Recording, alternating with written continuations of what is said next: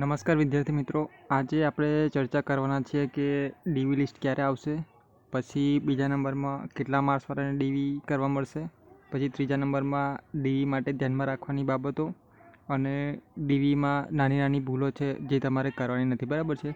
તો આ ચારે ચાર ટૉપિકની આપણે વિસ્તૃત ચર્ચા કરીશું.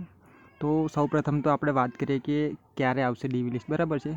તો જો સૌથી પહેલાં તમને ખબર છે કે ભરતી બોર્ડ છે એને જે રીચેકિંગ માટેનો સમય આપ્યો છે, બરાબર છે, એ 26 તારીખ છે. જો અહીંયા તમે જોઈ શકો છો 26 તારીખ છે. હવે આ 26 તારીખ જ્યાં સુધી પૂરી નહીં થાય ત્યાં સુધી સીધી વસ્તુ છે કે ડીવી લિસ્ટ આવવાનું છે જ નહીં, બરાબર છે. એટલે આપણે છે ને હજુ 9 કે 10 દિવસ જેવો રાહ જોવાનો મતલબમાં રાહ જોવી પડશે, બરાબર. કારણ કે જ્યાં સુધી 26 તારીખ ક્રોસ નહીં થાય ને ત્યાં સુધી ડીવી માટેનું લિસ્ટ છે એ આવવાનું છે જ નહીં.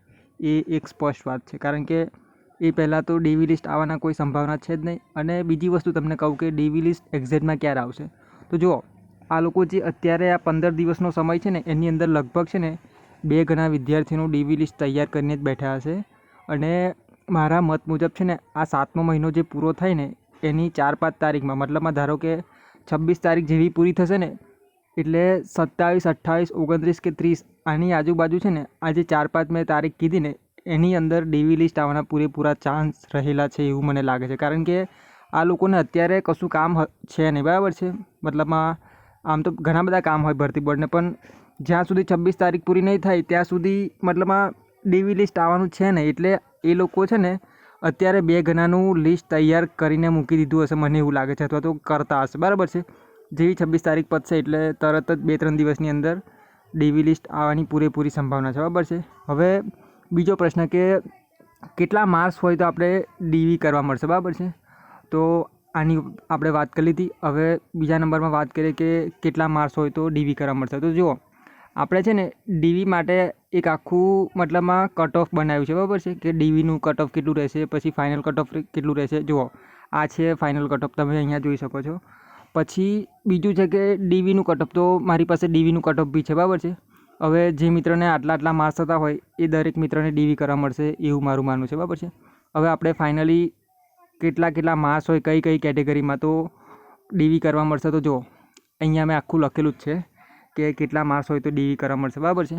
તો સૌથી પહેલાં આપણે વાત કરીએ તો જનરલ મેલની વાત કરીએ તો એને છે ને 130ની આજુબાજુ માર્ક્સ થતા હોય ને તો 100% ડીવી કરવા મળશે, મારું એવું માનવું છે, બરાબર. અને ફિમેલ જે હોય એને 108 માર્ક્સ થતા હોય જનરલમાં તો એને પણ ડીવી કરવા મળશે, બદલામાં ઇન શોર્ટ. પછી ઓબીસી કેટેગરીમાં કોઈ છોકરો હોય તો એને 119ની આજુબાજુ માર્ક્સ થતા હોય તો એને 100% ડીવી કરવા મળશે.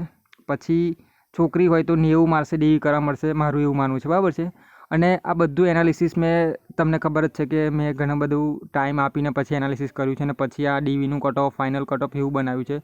જો તમારા બધા ફોટા જોઈતા હોય ને તો આપણી ટેલિગ્રામ ચેનલ છે, બરાબર છે, ગુજરાત પોલીસ લાઇન કરીને, એની અંદર જોડાઈ જજો. તો એની અંદર તમને ડીવીનું cut off, final cut off, પછી હથિયારી, બિન હથિયારી, જેલ સિપાહી, SRPF એનું બી કેટેગરી વાઇઝ છોકરીઓનું બધાનું કટ ઓફ તમને જોવા મળશે.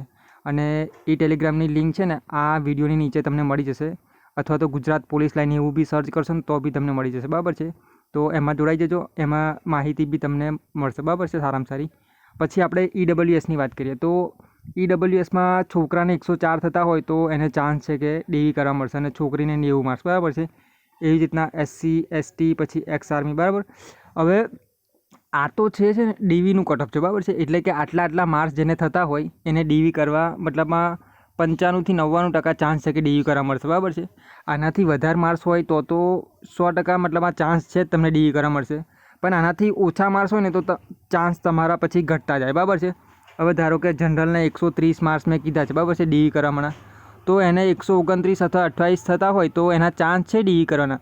પણ પછી તમે સાવ 110 કે 115 માર્ક્સ હોય, બરાબર છે, જનરલમાં મતલબમાં છોકરાને, તો પછી તમારા ચાન્સ બહુ ઓછા, બરાબર, ડીવી કરવા માટેના. એટલે આની આજુબાજુ માર્ક્સ અથવા આનાથી વધારે માર્ક્સ તમારા થતા હોય ને તો 100% તમને ડીવી કરવા મળશે, મારું એવું માનવું છે, બરાબર છે. એટલે તમારી કઈ કેટેગરી છે અને કેટલા માર્ક્સ થાય છે એ તમે આમાં જોઈ લેજો એટલે તમને ખ્યાલ આવી જશે, બરાબર છે. હવે આ તો થયું ડીવીની વાત, બરાબર. અને મેં કીધું ને કે તમારા બધા ફોટા જોઈતા હોય ને તો આપણા ગ્રુપમાં મૂકેલા જ છે. એક આ ફાઇનલ કટ ઓફનો છે, પછી આ ડીવીનું કટ ઓફનું છે, બરાબર છે. પછી મેં બધું એનાલિસિસ કર્યું છે કે ભાઈ મેરિટ નીચું જશે તો એનું કારણ શું છે, મેરિટ ઊંચું જશે તો એનું કારણ શું છે, આ બધું મેં લખ્યું છે. એટલે આ તમારે બધું જોઈતું હોય તો ટેલિગ્રામ ગ્રુપમાં જોડાઈ જજો. પછી આપણે આગળની વાત કરીએ કે ડીવી કરવા માટે ધ્યાનમાં રાખવાની, આ તો આપણે થોડુંક પછી લઈએ છીએ. હવે આની જ વાત કરીએ ચલો, કે કઈ કઈ વસ્તુઓને ધ્યાનમાં રાખવાની, બરાબર છે. તો જુઓ, આપણે છે ને ડીવી જ્યારે આવે ને ત્યારે ડોક્યુમેન્ટનો આખો વિડીયો બનાવવાનો જ છે, બરાબર છે, કે કયા કયા ડોક્યુમેન્ટ જોઈએ. પણ અત્યારે એઝ ઓફ ના હું તમને કહી દઉં કે તમારે છે ને જેને જેને માર્ક્સ થતા હોય, બરાબર, કેટેગરી વાઇઝ કે આટલા આટલા માર્ક્સ છે તો ડીવી કરવા મળશે એવું જેને લાગે છે, તો એ મિત્રએ શું કરવાનું છે, હું તમને એક લિસ્ટ બતાવું છું. એ લિસ્ટ પ્રમાણે તમારે છે ને બધા ડોક્યુમેન્ટ રેડી રાખવાના છે, બરાબર છે. હવે લગભગ આપણી જોડે એ જે લિસ્ટ છે ને એ લગભગ 11 કે 12 ડોક્યુમેન્ટ છે લગભગ. તો હું તમને બતાવી દઉં આખું લિસ્ટ, એટલે તમને અંદાજો આવી જાય, બરાબર છે. આ રહ્યું જુઓ. હવે આમાં કેવું છે, તો ડોક્યુમેન્ટ માટેના તમારા જે બી જરૂરી દસ્તાવેજો છે એ અહીંયા મેં લખેલા છે આખા.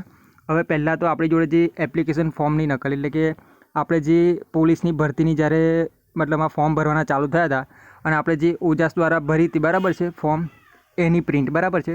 પછી પીઈટી અને પીએસટી, એટલે આપણે જે રનિંગ અને હાઇટ ને ચેસ્ટ જે આપણે માપ્યું હતું એમાં આપણે 2 સિક્કા મારે, ખબર છે, એક પીઈટી ને પીએસટીનો. તો એ સિક્કાવાળું જે પ્રિન્ટ હોય ને મતલબમાં ઓરિજિનલ એ, બરાબર. પછી લેખિત પરીક્ષાનો કોલ લેટર, એટલે આપણે તમને ખબર જ છે કે જે પરીક્ષા આપી હતી એ તારીખે આપણે ત્યાં બી સિક્કો માર્યો હતો ને એવું કર્યું હતું, બરાબર છે. એટલે 3 તો આ જ તમારે ડોક્યુમેન્ટ રેડી રાખવાના છે. એક એપ્લિકેશન, પછી એક રનિંગનો કોલ લેટર, અને ત્રીજા નંબરમાં આપણે જે એક્ઝામ હોલમાં જે આપ્યું હતું એ 3, બરાબર, એટલે 3 કોલ લેટર. પછી ચોથા નંબરમાં છે ઓળખપત્ર, એટલે ઓળખપત્રમાં તમે આધાર કાર્ડ લઈ શકો, પછી ચૂંટણી કાર્ડ લઈ શકો, બરાબર, આવી રીતના કોઈ બી લઈ શકો. પછી ચોથા નંબરમાં એલસી છે. પછી જન્મ તારીખનો પુરાવો. હવે એલસી સિવાય અહીંયા કીધું છે, એટલે આમાં તમે છે ને કાં તો ડોમિસાઇલ મૂકી શકો, પછી તમારા જન્મનો પ્રમાણપત્ર બી મૂકી શકો, પેલું લાલ કલરનું આવે છે ખબર, એ બી ચાલે, બરાબર. એટલે તમારો જન્મ તારીખ જે મતલબ જન્મનો પુરાવો જે સિદ્ધ કરે ને એવું ડોક્યુમેન્ટ, એટલે ડોમિસાઇલ છે, અથવા તો મેં કીધું ને કે જન્મનો દાખલો પેલો રેડ કલરનો આવે છે, એટલે એલસી સિવાય છે, બરાબર છે. પછી બીજા નંબરમાં છે ધોરણ 10 અને 12માની માર્કશીટ, બરાબર છે. આ તો બધા જોડે હોય જ છે, બરાબર. પછી અન્ય શૈક્ષણિક લાયકાતની માર્કશીટ, એટલે ધારો કે તમે ફોર્મ ભરતી વખતે દર્શાવ્યું છે કે ભાઈ હું ગ્રેજ્યુએટ છું, અથવા તો માસ્ટર ડિગ્રી કરેલી છે કે કંઈ બી, બરાબર, સીસીસી કરેલું છે, એ કોઈ બી મતલબમાં તમે જે ફોર્મમાં જે વિગતો દર્શાવી છે ને એ બીજા બધા ડોક્યુમેન્ટ, અથવા તો ના દર્શાવ્યું હોય ને તમે કદાચ માસ્ટર કરેલું હોય કે ગ્રેજ્યુએશન કરેલું હોય તો એ બી સાથે લઈ જવાના, બરાબર. માંગે તો આપવાના, ના માંગે તો નહીં, બરાબર. પછી છે સૌથી ઇમ્પોર્ટન્ટ જાતિનું પ્રમાણપત્ર. હવે જુઓ, સૌથી મેઇન જે ડોક્યુમેન્ટ છે ને આપણું એ જાતિનું પ્રમાણપત્ર છે. હવે તમને ખબર જ છે કે જાતિનું પ્રમાણપત્ર કેવું હોય છે કે એક જ વખત કાઢીએ આપણે, બરાબર છે, તો એ લાઈફ ટાઈમ ચાલે છે, બરાબર છે, જાતિનું પ્રમાણપત્ર. અને જાતિનું તો લાઈફ ટાઈમ ચાલે જ છે, બરાબર. પરંતુ એની સાથે આપણે રિઝર્વેશન માટે, ખબર છે, એક આપણું ઓબીસીનું સર્ટી હોય, બરાબર છે, અથવા તો પેલું શું કહેવાય કે નોન ક્રિમિનલ સર્ટી જે આપણે કહીએ છીએ, બરાબર છે, એ ઓબીસી કેટેગરીના આવતા હોય તો ઓબીસીનું કેટેગરી મતલબમાં સર્ટી આવે. પછી જે ઈડબ્લ્યુએસમાં આવતા હોય એમને ઈડબ્લ્યુએસનું સર્ટી જે હોય છે, બરાબર. પછી એસસી એસટી આ બધાને છે ને રિઝર્વેશન માટે જે સર્ટી હોય ને એની વાત છે, બરાબર છે. હવે આપણે ઓબીસીને લઈને ચાલીએ તો નોન ક્રિમિનલ સર્ટી આવે છે, બરાબર છે. હવે એ તમને ખબર છે કે 3 વર્ષ માટે વેલિડ ગણાય છે. તો જે મિત્રએ છે ને 3 વર્ષ મતલબમાં જ્યારે ફોર્મ ભરાયા હતા ત્યારે કદાચ તમારું દાખલો વેલિડ ગણાય, પણ તમને ખબર જ છે કે ભરતી પ્રક્રિયા આખો વર્ષ જેવો ટાઈમ જતો રહે તો કદાચ તમારું જે સર્ટી છે એ માન્ય ના બી ગણાય, બરાબર, અથવા તો ડેટ પૂરી થઈ ગઈ હોય તો તમારે શું કરવાનું છે, નવું સર્ટી અત્યારે જ કાઢી લેવાનું છે, બરાબર. કારણ કે પછી થશે કેવું કે એક સાથે બધાના ડોક્યુમેન્ટ આવશે ને તો કેવું કે ત્યાં બદલામાં આપણું જે દાખલો નીકળતો હોય ત્યાં ગાડી વધારે ગઈ અથવા તો ભીડભાડ થતી હોય છે, બરાબર છે. એટલે અત્યારે ટાઈમ છે અને અત્યારે હું તો કહું છે ને ગઈ કે ભીડભાડ હોય ને તો બી તમારે 1-2 દિવસ પેલું શું કહેવાય થોડોક વેઠીને દાખલો કાઢી લેવો જોઈએ, બરાબર. કારણ કે મારે બી એવું થયું હતું, જ્યારે મેં ફોર્મ ભર્યું હતું ને ત્યારે દાખલો વેલિડ હતો, પણ અત્યારે મારે તારીખ પૂરી થઈ ગઈ એટલે મેં છે ને નવો જ દાખલો કાઢી લીધો છે. એટલે જેને બી આ નોન ક્રિમિનલવાળો દાખલો પૂરો થઈ ગયો હોય ને, કોઈ બી કેટેગરીવાળા હોય તો એમને છે ને નવો દાખલો કાઢી લેવાનો છે, બરાબર છે. પછી તમને ટાઈમ મળશે પણ અત્યારથી જ આપણે કાઢી લઈએ તો સારામાં સારું, બરાબર છે. એટલે એક તો જાતિનો દાખલો તમારી પાસે તો લાઈફ ટાઈમ માટેનો હોય જ છે, પણ રિઝર્વેશન માટેનો જે ઓબીસીનો દાખલો કહીએ છીએ ને એ તમારે રેડી રાખવાનો છે, બરાબર. જો કે તમને બધાને ખ્યાલ જ હશે પણ હું તમને કહી દઉં. પછી સીસીસી હોય તો, બરાબર. હવે કોઈ પાસે સીસીસીનું સર્ટી હોય છે, કોઈ પાસે 10મામાં કોમ્પ્યુટર વિષય હોય, કોઈ 12મામાં હોય, બરાબર છે. તો 10મા 12મામાં હોય તો ચાલે, અથવા તો એમાં ના હોય તો તમારી પાસે ગવર્મેન્ટ દ્વારા માન્ય છે ને CCCનું સર્ટી હોય, પછી તમારે છે ને આલતું ફાલતું પેલું નહીં ચાલે, બરાબર છે, કે કોઈ ભાઈબંધનું સેન્ટર ચાલતું હોય ને એમાંથી હું લઈને જતો રહું મૂકી દઉં, તો એ છે ને માન્ય નથી ગણતા મિત્રો. એટલે તમારી પાસે છે ને ગવર્મેન્ટ માન્ય CCCનું સર્ટિફિકેટ હોવું જોઈએ, બરાબર છે. એટલે એ તો ટાઈમ આપશે, પણ અત્યારે તમારી પાસે હોય તો રજૂ કરવાનું, ના હોય તો એમાં તો ટાઈમ આપે જ છે, એટલે એટલું બધું ચિંતા નહીં કરવાની એમાં. પછી પોલીસ સ્ટેશનનો દાખલો. હવે તમને ખબર જ છે કે આપણી સામે કોઈ ગુનો થયેલો છે ભૂતકાળમાં કે નહીં, એના માટેનો પેલો પોલીસ સ્ટેશનનો દાખલો આવે છે, બરાબર છે. એ તમારે લગભગ તો અત્યારે તો નહીં માંગે, પણ જ્યારે તમારે શું કહેવાય પેલું જે જિલ્લામાં બોલાવે ને ત્યારે પોલીસ વેરિફિકેશન કરવાનું થશે ને ત્યારે કદાચ માંગશે. અને અત્યારે માંગે તો બી શું આપણે તો કઢાવી લેવાનું, બરાબર છે. એટલે આ બધા ડોક્યુમેન્ટ છે ને એ રેડી જ રાખવાના તમારે, કારણ કે આ દાખલો લગભગ 1 વર્ષનો વેલિડિટીવાળો હોય છે. એટલે તમે અત્યારે કઢાવો તો બી ચાલે અને પછી માંગે ને પછી કઢાવો તો બી ચાલે, પણ આપણે એડવાન્સમાં રેડી જ રહેવાનું, બરાબર છે. પછી ત્રીજા નંબર લાસ્ટમાં છે કે ફોટા આપણા, બરાબર છે. તો ફોટા બી આપણે 5-6 મતલબમાં 8-9 કોપી આપણે સાથે જ રાખવાની, એટલા બધા માંગે તો નહીં, 1-2 જરૂર પડશે, પણ છે ને આપણે આખું બંચ જ કઢાવી લેવાનું, બરાબર છે. એટલે આવી રીતના તમારે આ બધા ડોક્યુમેન્ટ રેડી રાખવાના છે, બરાબર છે. જે મિત્રને લાગે છે કે ભાઈ મારું DV કરવાનું થશે જ, બરાબર છે. હવે તમારે કેટેગરી વાઇઝ જોઈ લેવાનું કે કેટલા માર્ક્સ થાય છે, શું થાય છે, બરાબર છે. અને એના બેઝ પર તમારે DVના બધા ડોક્યુમેન્ટ રેડી કરી દેવાના છે, બરાબર. પછી બીજી વસ્તુ કે બીજી મતલબ આ ધ્યાનમાં રાખવાની બાબત શું છે, તો જુઓ DV લિસ્ટ ક્યારે આવશે એ પૂરું થઈ ગયું. પછી DVમાં આ ભૂલ ના કરતા. હવે કઈ ભૂલની વાત છે, તો મેં તમને કીધું ને કે જે કાસ્ટ સર્ટિફિકેટ છે, પછી નોન ક્રિમિનલ છે, એ બધાની તારીખ તમારે જોઈ લેવાની, બરાબર છે. કારણ કે તારીખ પૂરી થઈ ગઈ હશે ને તો તમારે નવો દાખલો જ કાઢવો પડશે. એટલે જો DVમાં સૌથી વધારે IMP ચેક વસ્તુ થતી હોય ને તો એ તમારું છે ને જાતિનો દાખલો અને OBCનો દાખલો જે રિઝર્વેશન માટેનો હોય છે ને એ સૌથી IMP હોય છે, બરાબર છે. કારણ કે જો એ તમે પુરવાર કરવામાં ફેલ થયા તો તમને છે ને પછી જનરલની સીટ મળશે. અને તમને ખબર જ છે કે જનરલ અને OBC અથવા તો કેટેગરી મુજબ મતલબ આપણે જે ગણીએ તો એમાં 7 થી 8 માર્ક્સનો ડિફરન્ટ રહે છે, બરાબર. હવે 7 થી 8 માર્ક્સ તો છોડો, ખાલી એક જ માર્ક્સ તમારો વધારે કે ઓછો હોય તો તમે છે ને 500-600 વિદ્યાર્થી આગળથી પાછળ થઈ જાઓ, બરાબર છે. તો 7 થી 8 માર્ક્સ તો બહુ બધા કહેવાય મિત્રો. એટલે તમારી છે ને જે બી કેટેગરી હોય એ વસ્તુ ધ્યાનમાં રાખીને તમારે છે ને ડોક્યુમેન્ટ અપડેટ કરી દેવાના, અથવા તો જે શું કહેવાય કે દાખલોની ડેટ પૂરી થઈ ગઈ તો એ બી તમારે નવો કઢાવી લેવાનો, બરાબર છે. અને બીજી વસ્તુ કે આપણે જ્યારે બી 26 તારીખ પછી તમને ખબર જ છે કે DV લિસ્ટ આવશે, બરાબર છે. તો જ્યારે બી DV લિસ્ટ આવે ને ત્યારે આપણે ફરીથી એક આખો વિડીયો બનાવશું જ, બરાબર છે. પરંતુ આ તો અત્યારે કેવું કે તમે નવરા બેઠા હોય ને ઘરે જ હોય તો તમારે આટલા ડોક્યુમેન્ટ રેડી કરી દેવાના, બરાબર છે. કારણ કે MP આપણી જોડે ટાઈમ છે તો કરી લેવાનું. પછી મતલબમાં DV આવશે ને પછી કરવા બેસો તો એમાં ટાઈમ બી જશે, પછી આપણે ગભરાઈ બી જશું કે એકસાથે બધું કામ આવી ગયું નામને તેમ, બરાબર છે. એટલે આટલી નાની વસ્તુ છે એ તમારે ધ્યાનમાં રાખવાની છે.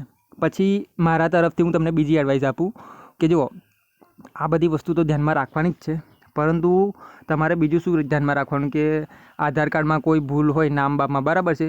ધારો કે સ્પેલિંગમાં અમુકને ભૂલ હોય છે, બરાબર છે. ધારો કે પરમાર હોય કોઈને અને સ્પેલિંગમાં ભૂલ કહીને PARAM કરી નાખે, બરાબર છે. આવી રીતના સ્પેલિંગમાં તમારે LCમાં કે આધાર કાર્ડમાં ભૂલ હોય તો એમાં બી તમારે છે ને કાં તો એને કરેક્શન કરાવી લેવાનું અત્યારે, કારણ કે અત્યારે ટાઈમ છે. અને બાય ચાન્સ જો તમારું કરેક્શન નહીં થતું, બરાબર, આધાર કાર્ડમાં કે ચૂંટણી કાર્ડમાં કે હું તો કોઈ બી ડોક્યુમેન્ટ, બરાબર, તમારે નામમાં ભૂલ હોય અથવા તો પપ્પાના નામમાં ભૂલ હોય અથવા તો ગુજરાતી સ્પેલિંગ કે ઇંગ્લિશ સ્પેલિંગમાં મિસ્ટેક હોય અથવા બીજી કોઈ બી બાબતમાં એવું લાગે ને તમને, તો અત્યારે ટાઈમ છે, તમારે સુધારો કરવો હોય ને તો કરી લેવાનો. બાકી જો સુધારો ના થાય ને તો તમને ખબર જ છે કે સ્ટેમ્પ દ્વારા કામ ચાલે છે, બરાબર છે. એટલે કાં તો સુધારો તમારે કરવાનો હોય ને તો અત્યારથી જ કરી લેવાનો. અને સુધારો બાય ચાન્સ થોડોક સમય લાગે વધારે અને ત્યાં સુધી DV આવી જાય અને કદાચ તમારું ડોક્યુમેન્ટ અપલોડ થઈને ના આવે તો તમારે શું કરવાનું છે, એ તો ત્યાંથી કહેશે જ કે ભાઈ તમારે સ્ટેમ્પ કરવો પડશે નામને તેમ, બરાબર છે. એટલે બેટર છે કે અત્યારે તમારે કોઈ નામ બામમાં ભૂલ હોય તો અત્યારથી જ સુધારો કરી દો, અને ના થાય સુધારો ટાઈમ પર તો પછી તમારે સ્ટેમ્પ દ્વારા તો કરાવવું જ પડશે, બરાબર છે. એટલે આવી વસ્તુ છે. એટલે જેને સ્પેલિંગમાં ભૂલ હોય મતલબમાં ગુજરાતી ઇંગ્લિશ અથવા તો અટક છે, પછી આપણું નામ છે, પપ્પાનું નામ છે, અથવા તો જન્મ તારીખમાં કોઈ ભૂલ છે, અમુકને 6ઠ્ઠો મહિનો હોય છે તો અમુકને 7મો હોય છે, આ ટાઈપની ઘણી બધી ભૂલો જોવા મળે, બરાબર, નાની. એટલે આ બધી વસ્તુ અત્યારથી જ અપડેટ કરી દેજો. પછી બીજી વસ્તુ કે તમારે આ બધી અપડેટ જોઈતી હોય ને તો આપણું ટેલિગ્રામ ગ્રુપ છે, બરાબર છે, ગુજરાત પોલીસ લાઇન. હું તમને કહું ને એ જે ગુજરાત પોલીસ લાઇન છે ને એની અંદર તમે જોડાઈ જજો, કારણ કે એમાં છે ને બધી જ વસ્તુ આપણે મૂકતા હોઈએ છીએ, બરાબર છે. એટલે કાં તો ગુજરાત પોલીસ લાઇન તમે સર્ચ મારજો ટેલિગ્રામમાં, અથવા તો તમારે શું કરવાનું છે કે આ જે વિડીયો છે ને એની નીચે જ આપણે એક લિંક મૂકીશું ટેલિગ્રામની. એટલે એની દ્વારા તમે જોડાઈ જજો, તો એમાં બી તમને માહિતી મળતી રહેશે, બરાબર છે. અને બીજો તમારો કોઈ બી પ્રશ્ન હોય, બરાબર, ડીવીને લઈને કે પોલીસ કે પીએસઆઈ કોઈ બી વસ્તુ, તો મને કોમેન્ટમાં જણાવજો, બરાબર છે. મારી જોડે એનો જવાબ હશે ને તો હું ચોક્કસ તમને રિપ્લાય કરીશ, બરાબર છે. તો આજે આટલું જ રાખીએ મિત્ર. ધન્યવાદ.